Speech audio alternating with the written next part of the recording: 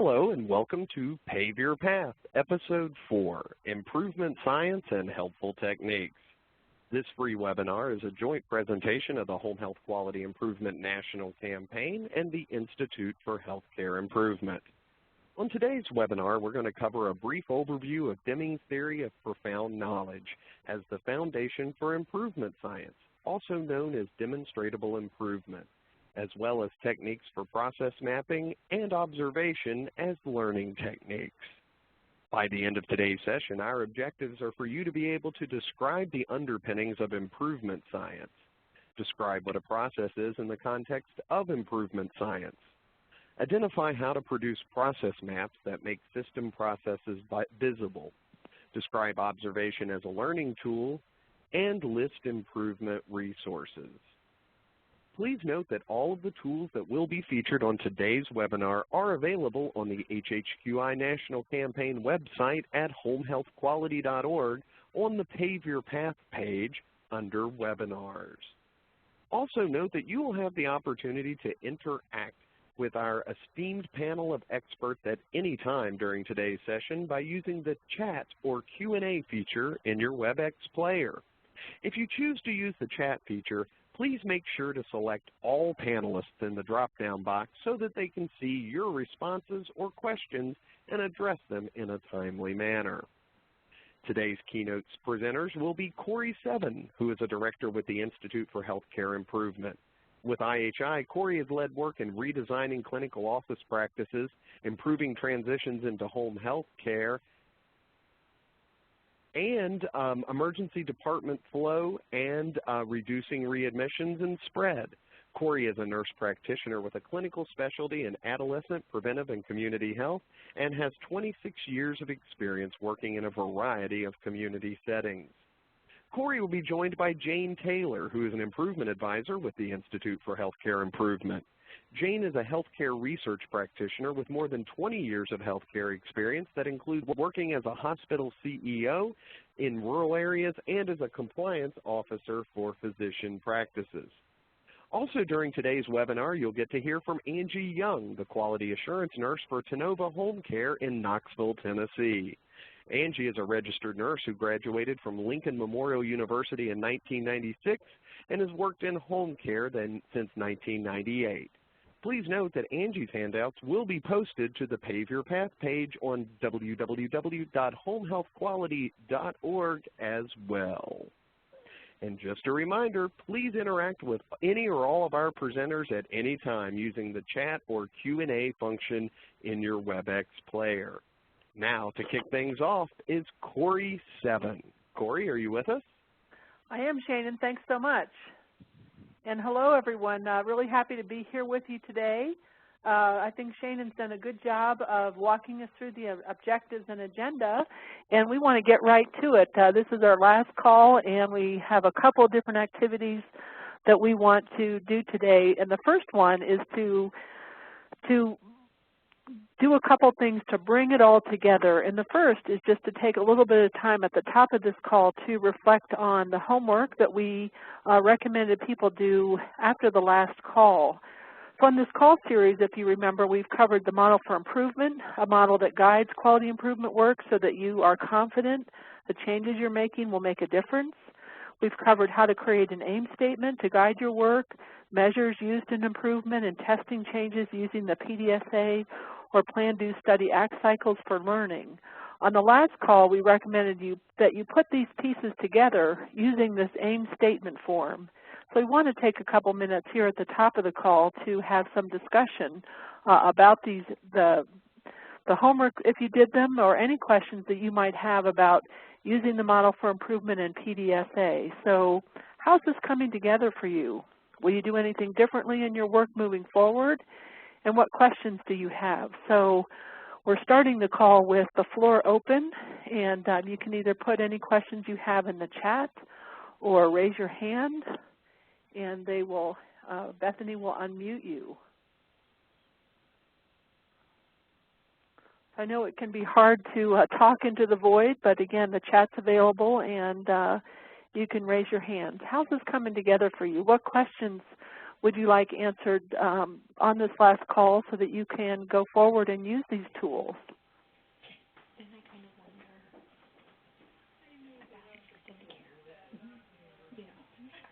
Anybody want to jump in here?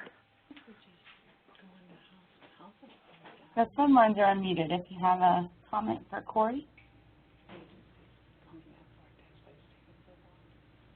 Corey, why don't we have a show of hands and see who tried using the AIM statement? We might just ask, can y'all see where to raise your hand? Yeah, great idea, Jane. Oh, good. So Linda, Tracy, Debbie. So we have a few folks who've used the AIM form. So what Go ahead, Jane. Because I'm kind of mean this way. I might just call on somebody ad lib. I don't know if that means all these hands come down, but right. let me just. Some of those people aren't connected via the phone line, Jane. I'm sorry. They're connected listening over their computer, so I'm not going to be able to. I have everyone's line unmuted, so if you are connected via phone and you want to contribute, you can speak up now. So is Linda Dugas on the phone? No. Is Tracy? No, I don't think any of those people. Okay. I'm sorry. All right, sorry. Makes it challenging. How about anyone who is connected? What are your questions? What have you learned about using the model for improvement?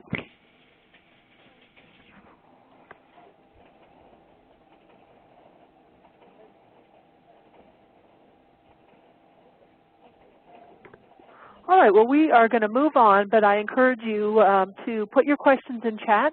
And as we go through the different pieces of this call today, please don't hesitate to put questions out. We are going to talk about, Angie Young is going to talk about a quality improvement project that they did. We'll be using all those pieces, and so there'll be more opportunity to focus on the aims and the measures and changes in PDSA. So please don't hesitate to put your questions out. All right. So it's likely that many of you are doing the pieces that we've been describing on these calls. And one of the things that we see at IHI is that in healthcare settings, most organizations and agencies are doing quality improvement, and they have a foundation that they can build from. And one of the key pieces that can make a really big difference in quality improvement work and having it go forward in a much more robust way is to take a more systematic approach. And so this slide is really up here as an overview of the model for improvement and the 3 questions of the model for improvement. What are we trying to accomplish? How will we know a change is an improvement? What change can we make that will result in improvement? And then the plan, do, study, act cycle. And then over here in the middle are the pieces that connect to these questions. So an aim statement, what you're trying to accomplish, having a dashboard of measures, having change concepts, which the Home Health Quality Improvement Campaign is just an incredibly rich resource of changes that you can make that we know will make a difference. So this resource is over here. And then doing PDSA cycles for your learning. So this slide is here as a reminder. So as you go forward from this call today, you might want to print this one out and put it up on your bulletin board just as a reminder that taking a really systematic approach to your learning can make a really big difference.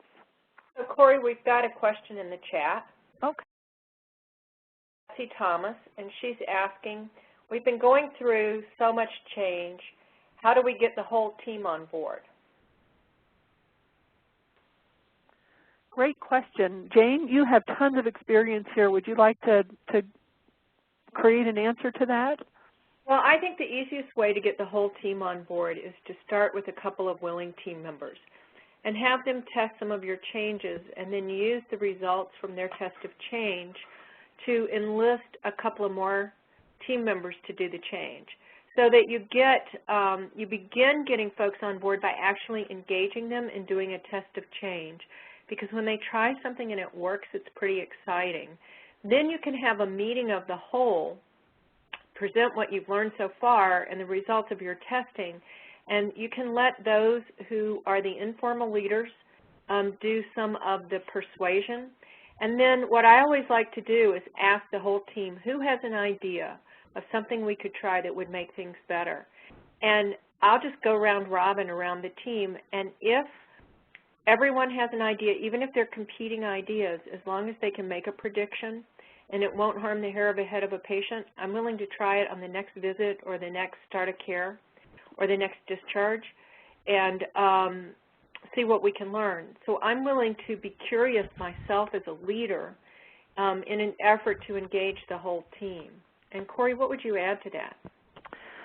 Great answer, Jane. What I would add to that is as you test changes and you use your measures to see if they're making a difference towards your aim, you then begin to build confidence of the whole team and yourself that those changes really matter. So you start to have evidence for the people that maybe are, not quite so willing to jump on board early. And so you're starting to build evidence that makes it hard to argue with, and most people, when they look at it and say, wow, if we do the process this new way, we get these better results and better clinical outcomes. That's what everyone wants. And so that really, so taking that systematic approach and building the case so that people are confident that the change is worth it, it goes a long way towards getting people on board. I agree, especially if everything's transparent and they can see the data. Yeah, definitely. So Judith Whitten's asking about, this is such a great statement, question, Judith. I love this question. When you have multiple agencies, is it better to have an individual aim statement or one big organizational aim statement? And if I could take a crack at this, Corey, I think it's good to have a project aim. So overall, we're going to improve the care of patients who are on blood thinners or anticoagulants, to use a fancy word. But then each agency might decide to take a different part of that and make their aim statement so that one agency works on INRs and another works on critical lab values and so forth. So you might have different ones of your different agencies test on behalf of each other to contribute to the learning of the whole. But I think it's better to have a big project aim and then individual aims at the particular site, specific sites. Corey, what do you think? Yeah, I totally agree. And then in the group, the committee or the stakeholder committee of the multiple agencies, those should feed up into something that's important to everyone so that as each agency is improving their piece of things, they're learning from each other about how if my agency is working on medication reconciliation and Jane's agency is working on better patient engagement, we will learn from each other. And I can steal shamelessly and share senselessly with her and vice versa. And all of that works together to move the shared aim that the whole group has. Thanks. So yeah, great question. It's exciting to think that you're out there working with multiple agencies together to improve things on a big scale and within your own agency. So that's exciting. All right. I also see that there was a comment from Yvette Cantrell, and just wanted to make a comment to you, Yvette, and to others. The forms that we've used on this call are examples only, and certainly if you have forms in your own agency that works, that gets to these pieces, by all means use them. So there's no magic in our forms other than the pieces that are in there that help drive improvement. All right, well, good set of questions. Keep them coming as we move forward.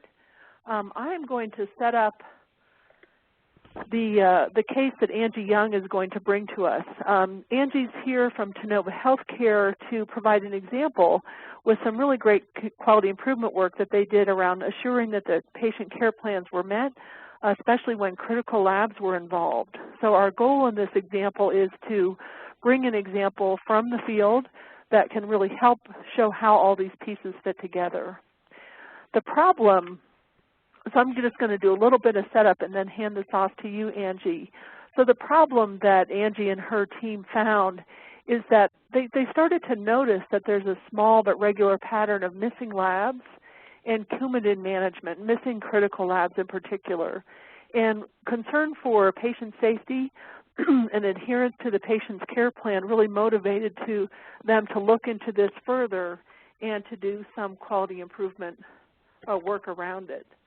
A deeper dive into the process problems demonstrated the following items, so lots of items, and obviously a really big problem when we're talking about critical lab. And these are the things that Angie will be talking with us about.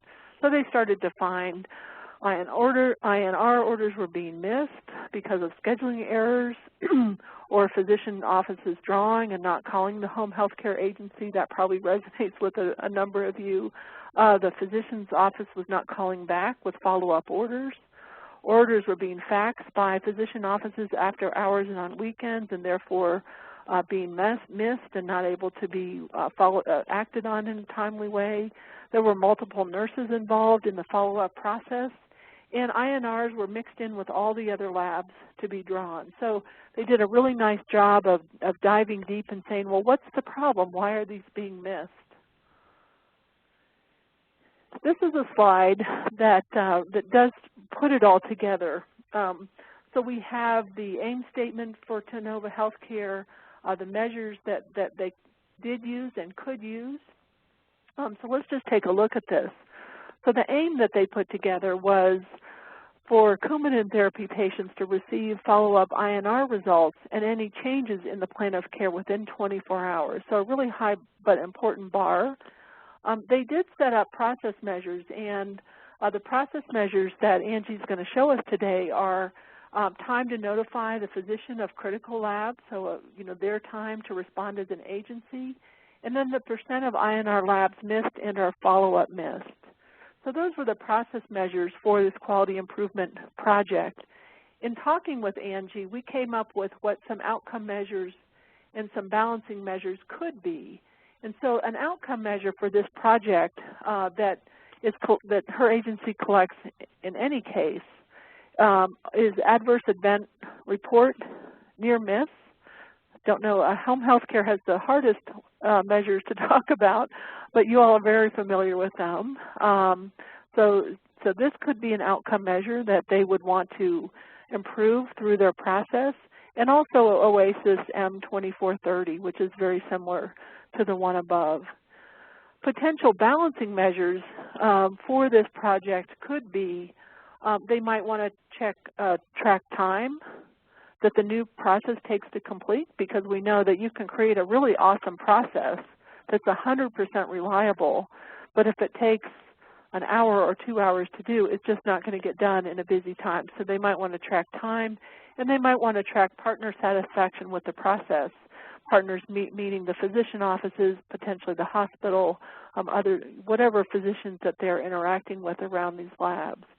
Because again, you can create a really great process for yourself, but if it doesn't work for your partners, then it's not going to be helpful.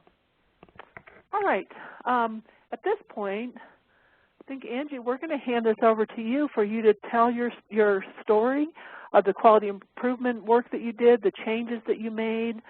You created a lot of great tools that we're going to look at, and then look at your data as well.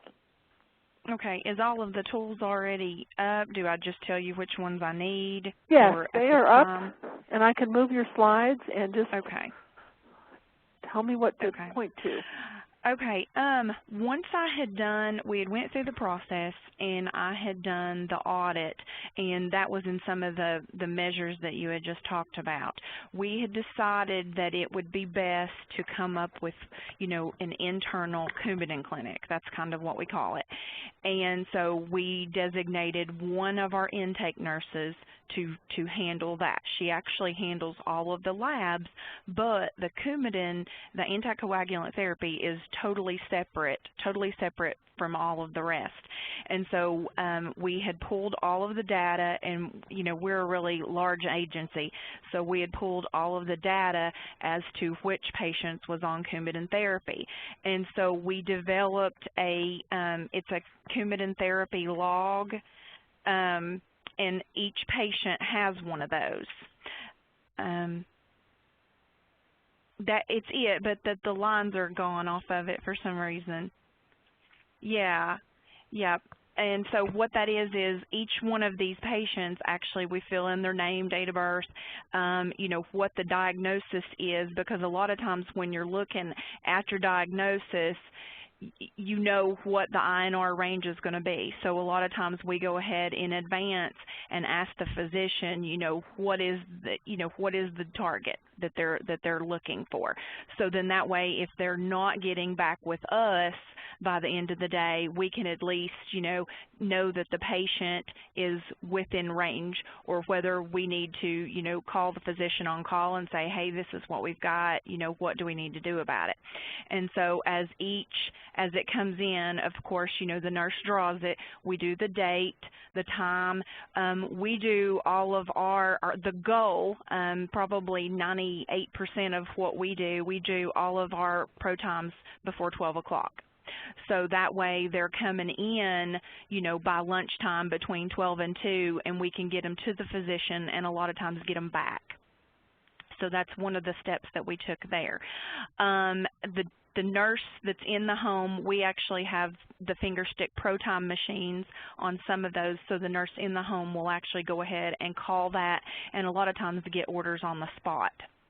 But she still will call this intake nurse, and it goes, like I said, to this one particular nurse, and she writes it all in, you know, in this individualized log for the patient, and then the orders go in. So that way, step by step by step, we can see where the patient was and where they're going with this. And that way, that helps us to be able to keep up with it. One of the things that I do as far as being able to, you know, pull the data to do my audit was, and I know a lot of you all are on paper, but in McKesson, we had entered the data for the coding that says the patient's on anticoagulant therapy. So I can actually pull all of the patients, you know, that should have Coumadin therapy. And then that's how we go through and do our audit. So when we started the process, we started noticing, if you want to go flip to the slide, Corey, we were, let's see, go over one more. Okay. Well, I can talk about our critical labs. We had started noticing, too, that we were having a little bit of difficulty in watching the process with our critical labs. And the goal, you know, even with the hospital that we're affiliated with, is to be less than 10 minutes. So we had noticed that we were running up above that, and so we had developed a sheet, you know, that it gets filled out. It's a critical lab book, and all of the critical labs, and mainly most of ours is protimes. Occasionally we might have a potassium or something like that, but they get called immediately. So we have actually got ours down to, you know, we started out, you know, at almost 12 minutes, and tracking it each quarter, we have actually got it down at this point to 4 minutes.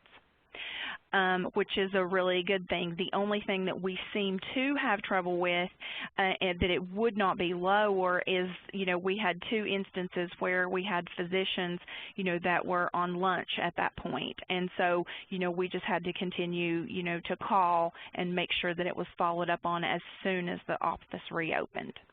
So we've got really, really good at, you know, the critical labs. Okay, if you'll go to the next one. Okay, this is where we had started watching. We started having, in January, noticing that we were having a problem with this, and when I had run the audit, we had an 86% accuracy rate for January, and then again in February, we had developed the program in February, but we, you know, in really attempting to work through the bugs and, you know, the near misses, and, you know, seeing where the process was, for the month of March, just within that 30-day time frame of, you know, putting it in balance, we was actually at 100%. So it really helped out having one log, and it comes to one particular nurse. So the nurse is out in the fields, the doctor's office, everybody is calling in to this, you know, to this one. So everything comes back to her, and that helps the process for the accuracy point. Now, as we had found too, as we're putting orders in, how we had ended up not following the plan of care, because when you're putting in a 1-week one, sometimes that can be misinterpreted. Depending on if they took the order, the nurse maybe took it the day before, they're writing it that morning, or, our schedulers are looking at it and, how they're counting it out from the 7-day period. And so what we started doing there is we put in an effective date. So 1 week 1, and the nurse will actually put in the date that it's effective. And then that way we know that, we're running more accurate with a lot of that. Another thing that we did is the Coumadin therapy interventions and documentation. It was the teaching tool. Yes, and all of the nurses, they have this, they keep this with them, they can also give it to the patients, and it's just kind of a quick thing that you're going over, as far as the patient monitoring, the education, the foods, because you think about the green leafy, but sometimes there's a little bit more that, can go into that, mayonnaise, for instance. Some of them, when on the in-service wasn't even aware, that you had to watch out for mayonnaise and cranberry juice. So, we re-educated on that, and then we also have it's called a zone tool, and it's on the blood thinners and the management. And what we do, and it's in originally the green and actual yellow and red, and so this goes by the patient's bedside, telephone, refrigerator, and what then we're teaching, okay, when you're in the green, this is where you should be, this is what's going on. Yellow, when they start to notice these symptoms, then that's when they need to call us. And then, of course, the red zone is the physician zone. And so that we go over this, and this just helps, it's a simple tool that, just kind of out there to them, and it helps keep them focused.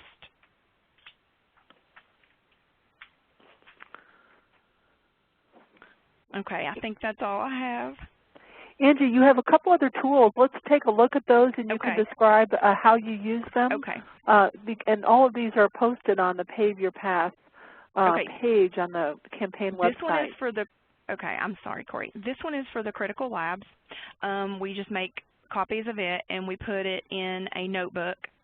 And what we do is of course, when the order is received, a lot of times we're getting our calls from the lab themselves. We contact the patient, who we actually talk to, the nurse at the physician's office, the actual lab, step by step. And so then that way we can keep track of the time. Wonderful. And I think there's a couple more. And it really, it isolates them. I think that's the thing, when you're putting all of the labs together, sometimes it's hard to see. That's why we separate the critical and then the Coumadin and, all of the others. So. Really great. And then you all created a couple of fax cover sheets. This is one of them. Can you describe what these are for? Yes, we had an instance where we had sent a lab across it was about noon, and this was on a Friday, and we had left the office, and evidently this particular physician lives near his doctor's office, and so he had went back over there and sent the fax back through about 6 o'clock that evening. And so it did not get, the plan of care did not get followed, and, it was taken care of on Monday morning. The patient was visited to make sure that, everything was okay. And so what we've started doing is we go ahead and have put this on our lab sheet, as to, if it's after this time, then please, and we have nurses on call, that can be contacted. Great. I think there's one more, Angie. Okay, this is the sheet that we use as far as, and I have it in the same log. What it is, this is our actual calendar. So I have a notebook in there, and it has, like, you know, the 31 days of the month, and there will be several of these in each one. And so when the order comes through, our intake nurse will actually, you know, say, like, you know, it's due June the 5th, then she'll flip over to June the 5th, and she'll write it in here. So the day of, that way she knows who all she's looking for. You know, she knows, as you know, to look for them as to whether they've came in, they've not, what nurse is seeing them, and it just helps us kind of hone in on and know, because Mondays and Fridays are usually huge for us on doing pro times. And so it's really, you know, I mean, we can do, you know, 20, 25, you know, sometimes in a day. So it just really helps to keep up with everybody. Great. You know, Angie, one of the things I love about this example is your really good work in the beginning to understand what the failures were of the current process, and then over the course of time, 3 months basically, or no, 3 quarters, right? No, 3 months. You all tried different things, and you learned from it, and now you know that if you do things in the ways that you described, that your chances of following the plan of care are really, you know, 100% or close to 100%.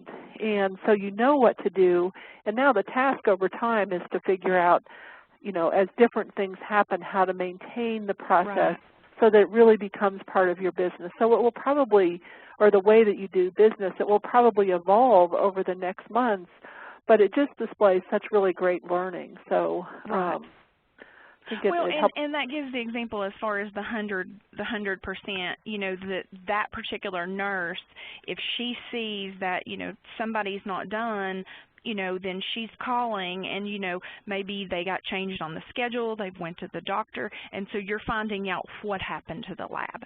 And she's able to follow up on it so it doesn't fall through. Yeah, definitely. And with these kind of labs, of course, we know that this kind of intensive follow-up is really important that they get done. Really wonderful. So I want to open it up for questions, but before I do that, Jane, do you have any comments that you'd like to put out at this point? No, I'm going to save my comments for linking this to the system of profound knowledge. Wonderful. So we have a few minutes for questions that you all might have for Angie. Let's ask Linda, Shannon, Bonnie, Barbara, Susan, and Debbie to lower their hands by clicking on the hand icon. Thank you. The lines are unmuted if you'd like to speak. There's a question in the chat from Yvette, and Yvette asks, how often does the list of patients requiring INRs change?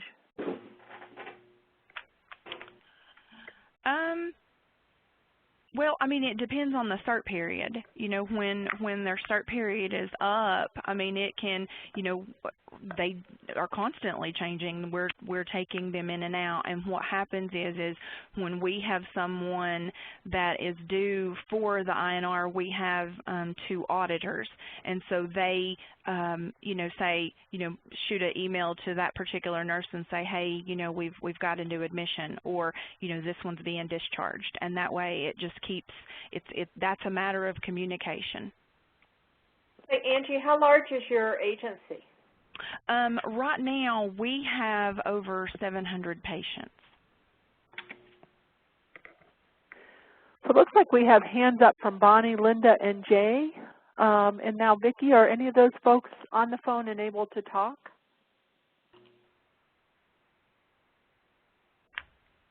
See, Vicki has a question.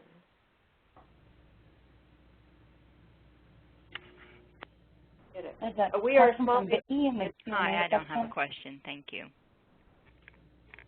Vicki says she's just from a small agency and doesn't have any nurses who work 5 days a week.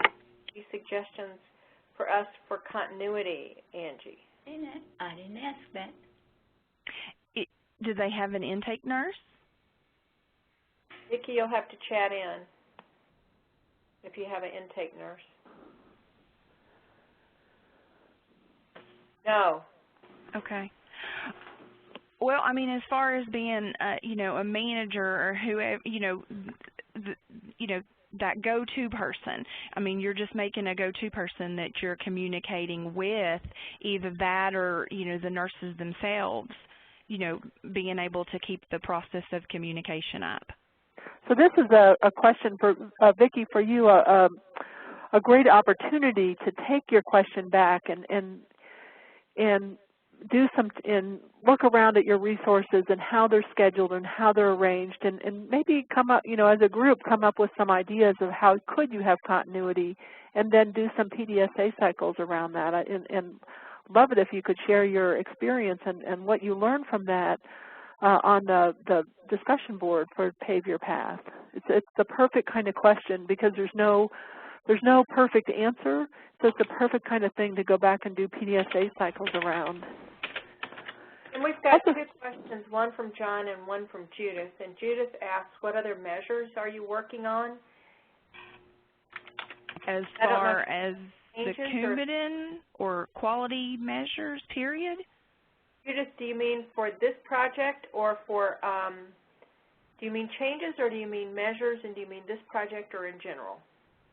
And meanwhile, John asks, how many PDSA cycles did you go through to reach your final change, your final new process? Maybe 2 to 3. We just had a few, you know, just a matter of working out a few bugs. You know, we of course had to have a backup person that was willing to, you know, learn this, so then that way, you know, if when that person's off or something happens, so there's actually several other people in the office that's learned the process, you know, to help expedite. The intake person had thought of doing the fact sheets, so instead of writing out a fact sheet every single day, our whole list of doctors she has put in one of those accordion file folders, and so it has all of the doctors, you know, in it with their fax numbers, and so she just pulls out the sheet and, you know, expedites it there. We did end up having to put a copier and a printer, you know, in her office, you know, to help. So there was a few things that we needed, but within 30 days it was working out great. So there's 2 other questions, and maybe you could take those in the chat, Angie. Okay. Yeah, we want to move on because partly we promised we'd cover a few other things, and so it will be a change in direction. But Angie, do you mind answering some things in chat? Sure. Do I just go through and answer each one of them? I'm sorry. You can. So you can answer them and choose to answer with all participants, and that way everyone will see your answer. I gotcha. Okay. The questions are from Misty and from Judith. Yeah, and keep them coming. You know, Angie's not going anywhere, and she's here and has some great insight in how to do this kind of improvement. So keep after her. But before we move on, I just want to thank you so much, Angie, for You're welcome. The work you're doing and the time you took to prepare and then come on the call today and share your experience. It's really great. All right, so as I said, we want to we have a couple other things we want to cover on this call, and one of them is some of the theory and that the science of improvement is based upon. And for that, we are going to hand this over to you, Jane. Thanks, Corey. So you all have great subject knowledge about home health, and you're building your knowledge about improvement. And when you combine those, it can be really powerful, as you just saw in the example from Angie. So briefly, this is the philosophy of quality improvement developed by W. Edwards Deming. And this is a robust way to think about your improvement projects in a very broad manner. And the first is, and Angie showed a great example of this, appreciation of a system. And you can see that she completely, rather than looking to blame individuals, why didn't you do this, or why didn't you follow up, or why didn't you get the lab values, she actually looked at what's not working in the system, what is the aim of the system, and how could we redesign the system and get all the parts in the system to work smoothly together. So she showed a great example of using systems thinking for redesigning the process. And then the psychology part is, how do we get people on the teams to work together?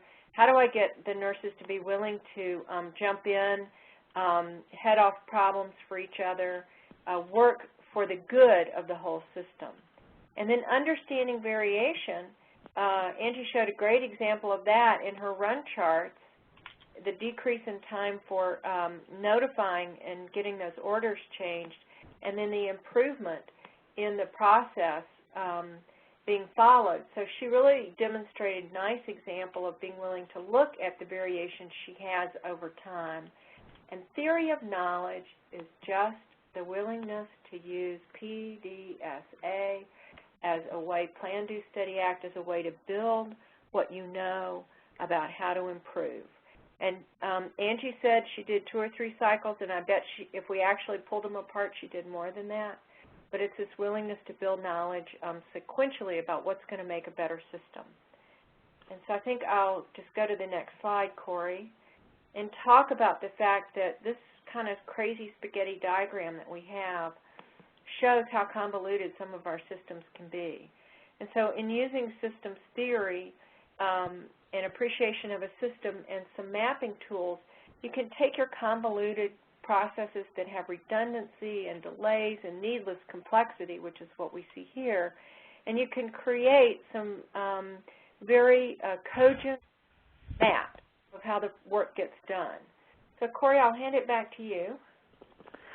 Thanks, Jane. And some of you may have more interest in what Jane was saying, and I would invite you to put that in the chat, which Jane will follow as well. We do want to talk about 2 tools that are really helpful for when you're doing improvement work. And one is process mapping, and the other is observation.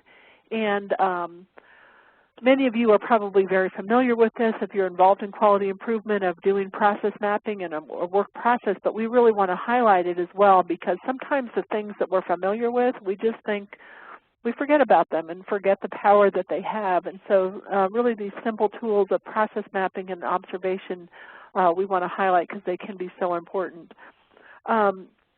So, really just to start at a foundational level, a work process is how the work gets done. What are the steps, the tasks, the activities, when does it start, when does it end? And it has key concepts of the input, so what are the materials, the equipment, the information, the people, et cetera, that are needed. And we heard that in Angie's example of they identified that they really needed one person to track this. They have a backup, but one person is going to own this process.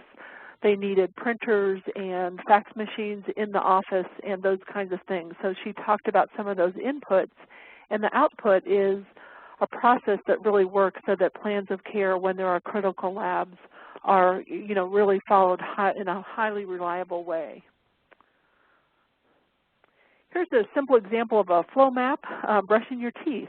And as you can see, that this maps out the steps of brushing your teeth and in order. Now, your map might be slightly different. Perhaps you don't wet your toothbrush, or you may do some other steps in a different order, but the basic steps are really here.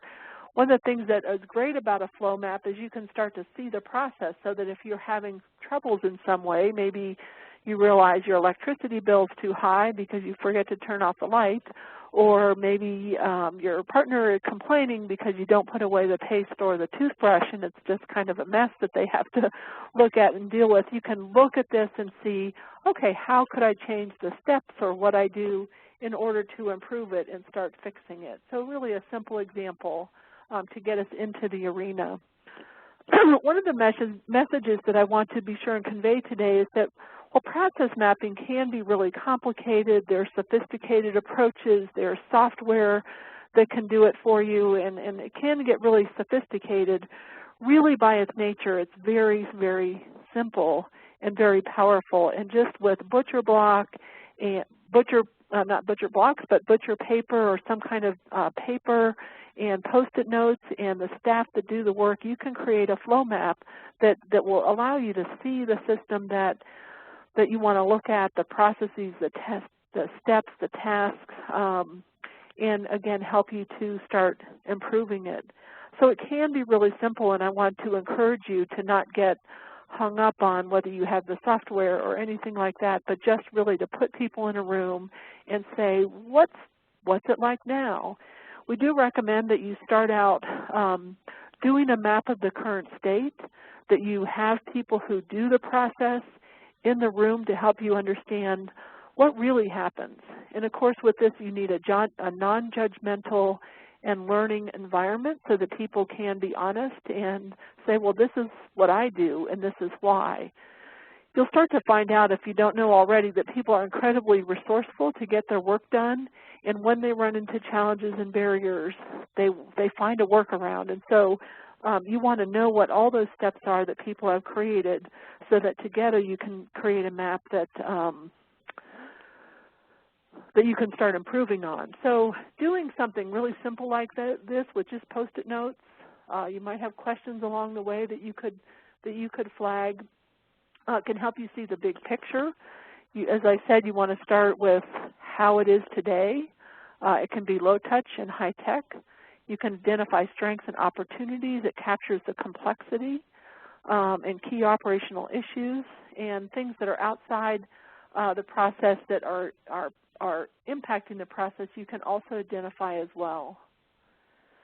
Some of the more detailed steps, and on this call we don't have time to really teach how to do it, but literally tomorrow you could go and try it with one of your processes, maybe pick one of the more simple ones if you haven't done before, but you could just follow these steps. Determine the boundaries, meaning when does it start and when does it stop. List the steps. What's the sequence?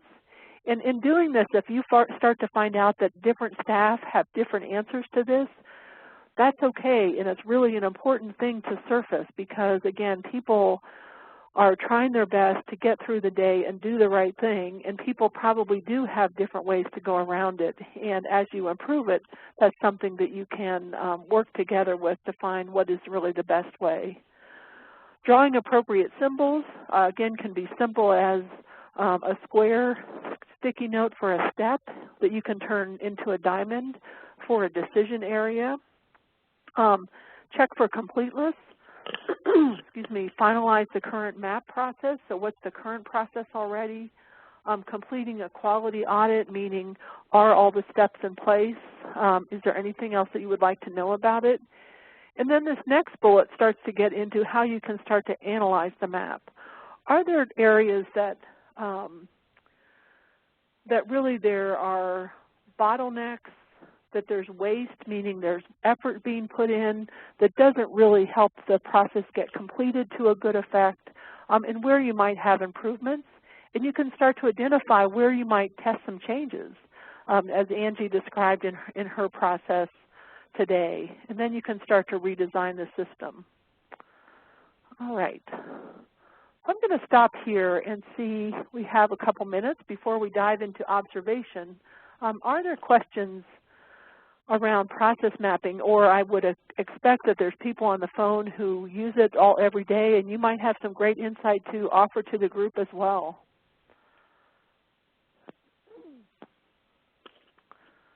All right, so it looks like we have some good comments in here about process maps. And Daniela is, thank you Daniela for pointing out that you found them helpful to point out redundancies, possible bottlenecks, areas for improvement. Great. So it looks like there's lots of good experience here on the call.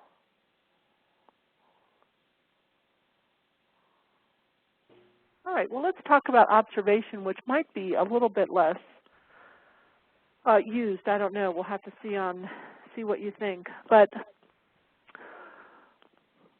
one of the tools that can be really helpful is to, in some ways it sounds almost too simple, is to simply observe the process, observe people at work. And again, this has to be done in a way that's non-judgmental, in the spirit of learning, but someone who is observing the work in process can have fresh eyes. They can see things that others can't see when you're in the middle of working that you just can't see. You can see people doing workarounds because of barriers that they face. You'll have insight into the process and the experience of the people doing it. This quote is from Tachi Ono, who is the father of the Toyota production system.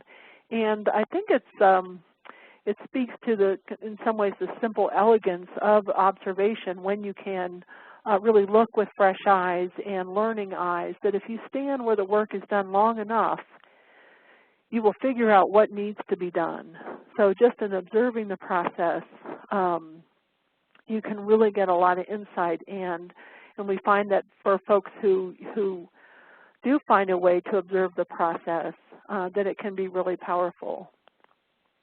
Even watching, for instance, in our readmissions work that Jane and I are both involved in, one of the organizations that has really led the way in figuring out how to improve transitions in care, they watched their nurses do teach-back as the organization was learning how to do teach-back and how to make that really be an effective and highly reliable process to assure that patients understood what they needed to do to stay stable at home.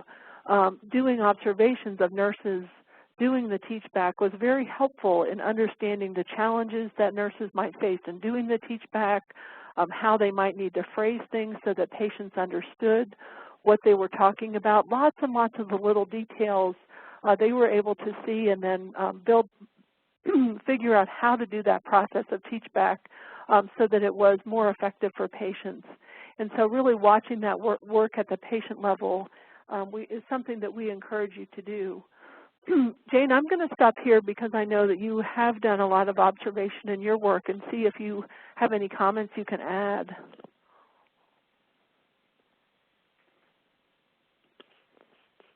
Are you there, Jane? Thank you.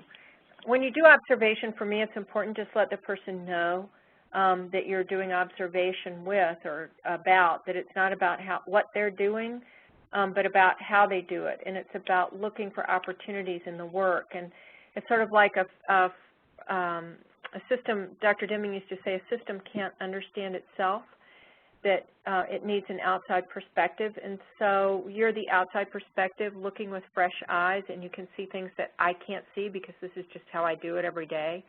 So I think asking permission, explaining it's about how the work is done, and then look for where there are delays, look for where the work isn't, the product that the nurse might be using or the staff person might be using is not ready to be used. Something has to be done to it. Like things have to be assembled or put together before you can use them, are some good tips. And I think I always learn when I go to the field and do observation. And I think some of us that have a lot of experience, we think, sometimes I think, oh, I don't have to go out in the field. I know how this is done. But every time I go, I see something new. Thanks, Jane. We do have a form, and I have to apologize. It's not up on the website yet, but it will be in the next day or two. Just need to convert this from PowerPoint to a Word document so that you all can use it. But just a form if you do want to do some observation that you could use to document what you're seeing. And so here's the type of observation, the observer, you know, perhaps the staff member observed if that's relevant to you, time, location, what the activity was, what's the connection between different steps in the process, and you know what's the full pathway, who they may have interacted with, and any other notes. So this is just an example of things that other people have used. You certainly could devise your own. It could be, you could have different categories, but having some form is something that can be helpful when you're doing observation, so you can bring that learning back.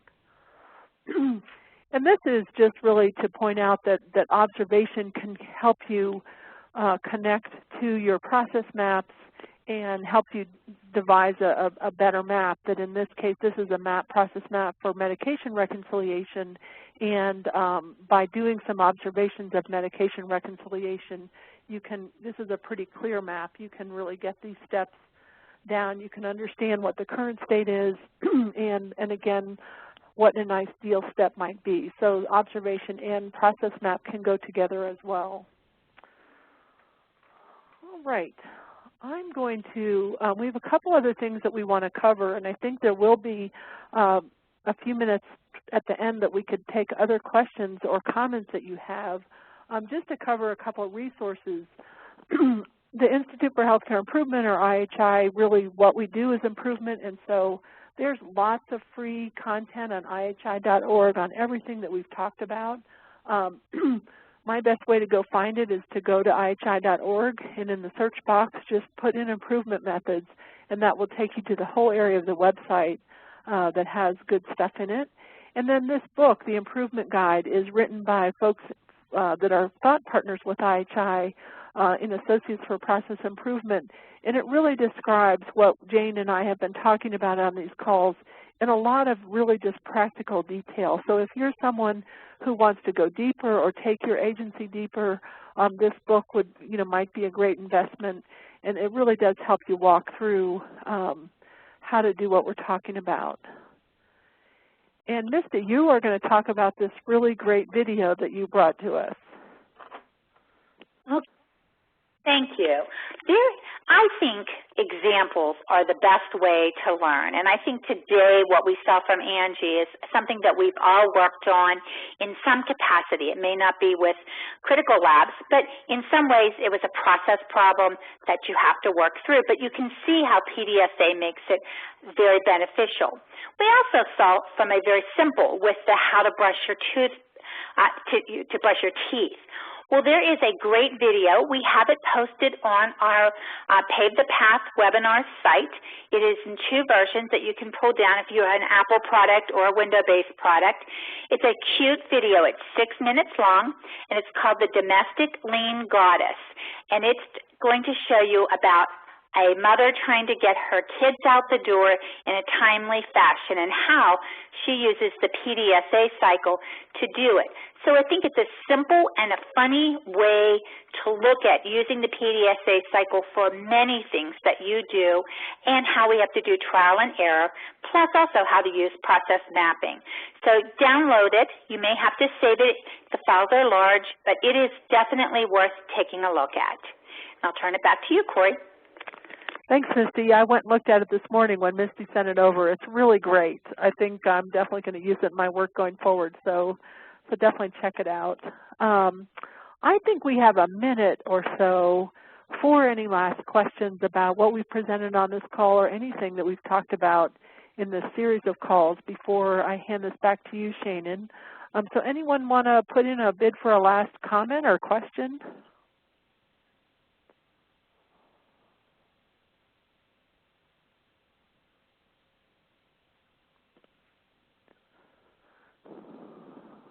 All right, so you can keep putting in chat if you'd like. Otherwise, hand this over to you, Shannon. And as I do that, I would just like to say there's definitely a discussion board on our Pave the Path site on the HHQI website. I encourage people to go and just start getting your hands dirty with these methods and use them and find out how they work for you and find out what your questions are and start some discussions up there. Because I'm sure that the help that you would need would come through in that discussion board. So with that, back to you, Shannon. Thank you so much, Corey, and thank you all so much for joining us for today's episode of Pave Your Path, Episode 4, Improvement Science and Helpful Techniques. Please remember that all of the tools that were featured on today's webinar are available on the HHQI website at homehealthquality.org on the Pave Your Path page under Webinars. This will conclude the live 4-part Pave Your Path series. We are so appreciative of all of your participation over the last 4 months during these webinars. We invite you to view the recordings of these sessions and their supplemental materials at any time at homehealthquality.org. We also welcome your feedback and questions at hhqi@wvmi.org and encourage you to interact with your peers on the Pave Your Path discussion forums on the HHQI website. As you exit today's webinar, you'll be automatically directed to a brief assessment. We ask that you please take a minute to provide us with your feedback on today's episode and the complete series as a whole. Thanks again for partnering with us to improve the quality of care that America's home health patients receive. Have a great day.